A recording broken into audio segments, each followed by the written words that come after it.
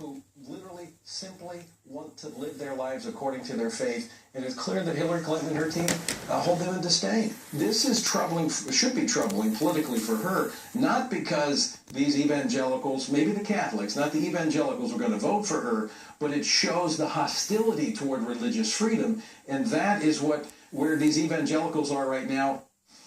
Fox News has learned that Donald Trump will conduct a conference call with Catholic leaders later today to discuss the criticisms. Judge, these leaked emails showing Clinton campaign staffers mocking Catholics, evangelicals. What do you make of all this? Well, obviously it's not good. I think that the voters will look at it differently if it was coming from Hillary Clinton herself as opposed to staffers. I think, excuse me, I think that staffers making comments like that has a certain amount of weight. You know, they always throw around when somebody in Trump's campaign does something like his campaign manager grabbing somebody by the shirt. That's the atmosphere he's set up, right? But I don't think it's really going to have the same amount of weight with Hillary. That being said, Christians in general and evangelicals in particular are already gun-shy about what's coming down the pipe as far as Supreme Court nominees, because they already feel like Catholicism and Christianity is being targeted. So they're already sensitive to this, and being that Christians are they right? I don't think they're being targeted, but I think that we definitely have a slightly more liberal view from the court than they would like.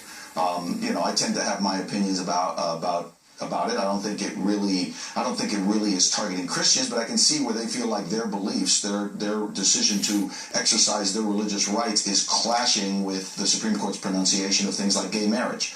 And we see that in businesses that are being, This is obviously, Melissa, a very important part of the election. Carl Rove points out Catholics have gone for the winner in every presidential election since 1972, with the exception of 2000 when they went for Gore. You know, in fairness, it is her staff, but I also believe that this is how the liberal elite feels, including the Clintons and the whole campaign. And when I hear this kind of language, I have to say, I feel sorry for these people.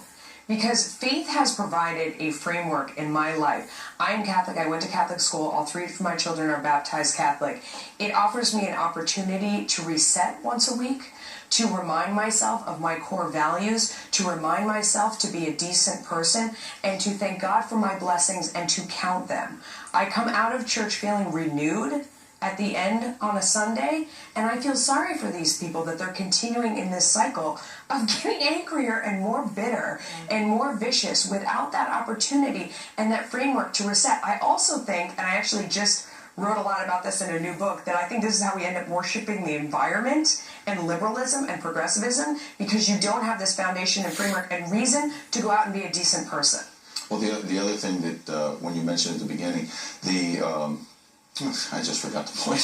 Well, speech about your religious, I love it that she blew your mind. Blew your mind. When you bring this back politically, Taya, people have to decide what they care about. And with so much negative coming out of the Clinton campaign, voters have to really go through all of this and decide what really matters to them, because otherwise they're tuning out all this negativity coming from this election. Well, so here's my issue, and I love what you said about faith. I feel the same way, and I feel like if you can attack someone's faith as being